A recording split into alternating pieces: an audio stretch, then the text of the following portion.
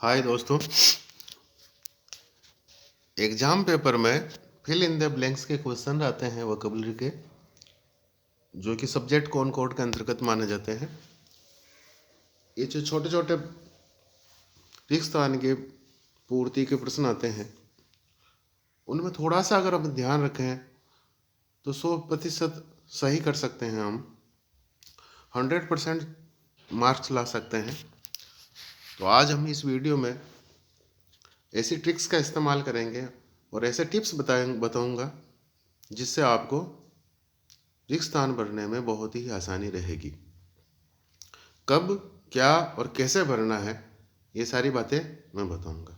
और आज इस वीडियो में जो अपन चर्चा करेंगे वो इस बात पे है कि प्रेजेंट सिंपल का प्रयोग हम कब और कैसे करें। तो चलिए दोस्तों,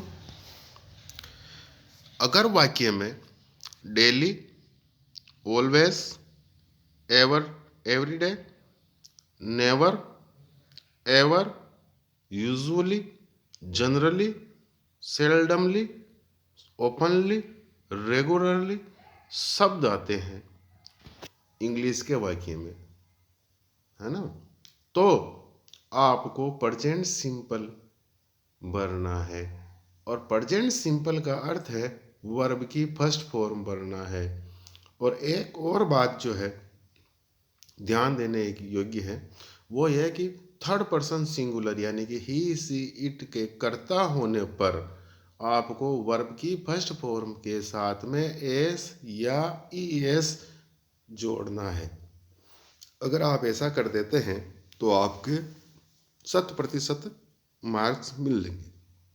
इतना सा ध्यान रखना है कि सेंटेंस में अगर डेली शब्द आया है, ऑलवेज आया है, एवर आया है या एवरीडे आया है, नेवर आया है, रेगुलरली आया है या सेल्डम या ओफन, ओपनली, जनरली, यूजुअली, अगर ये शब्द इनमें से कोई एक शब्द आ गया है तो आपको वर्ब की फर्स्ट फॉर्म का प्रयोग करना है।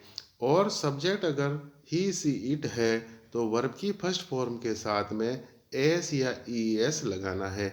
और अक्सर एस या ई एस वाला ही पूछा जाता है 80%। तो 20% में एस या ई एस के बिना वाला पूछा जाता है। तो ये ध्यान रखिए कि एस या ई एस लगाना न भूले अगर करता ही सी इट हो तो। ही सी इट का मतलब नाम हो, आदमी का नाम हो तो ही में आ जाएगा, और लड़की का नाम हो तो सी में आ जाएगा, और जानवर का नाम हो तो इट में आ जाएगा।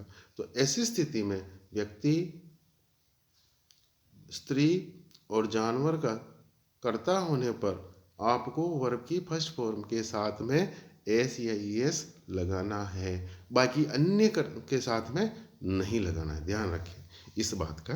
तो अब पहला सेंटेंस देखिए, राम डैश डैश डैश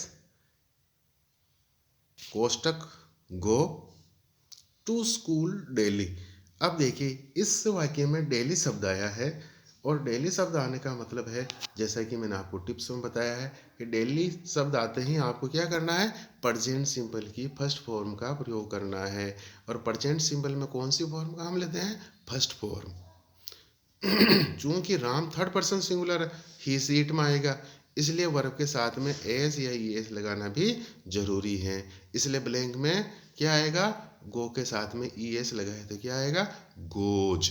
इसलिए Ram goes to school daily, that's the right answer. तो आपको इस तरह से सेंटेंस को पढ़ करके उपयुक्त शब्द आने पर ये भर दें।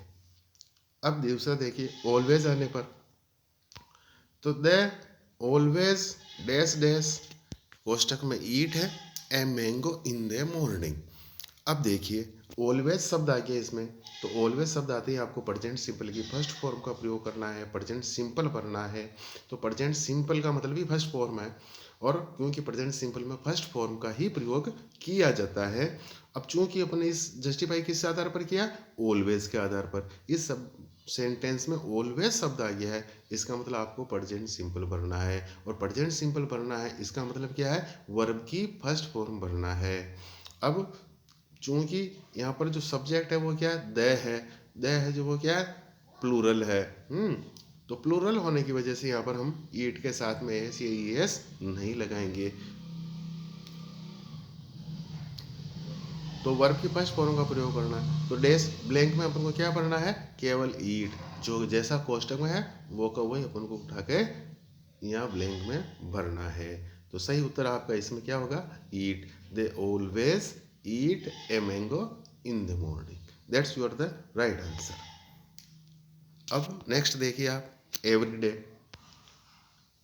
एवरीडे में आते ही आप देखिए सेंटेंस में देखिए, वी डैश डैश कोष्टक में मीट है हिम एवरी डे। अब चूंकि एवरी डे आ गया, इसका मतलब प्रेजेंट सिंपल इसमें प्रयुक्त होगी।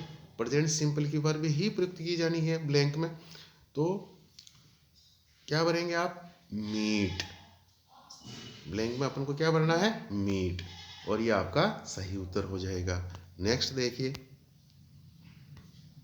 नेवर। अब नेवर में क्या होगा, आई नेवर डैश डैश कोष्टक में वांट टू टॉक हिम। तो यहाँ नेवर आने से वर्ब की फर्स्ट फॉर्म का प्रयोग करना चाहिए, क्योंकि प्रेजेंट सिंपल में आ रहा है नेवर।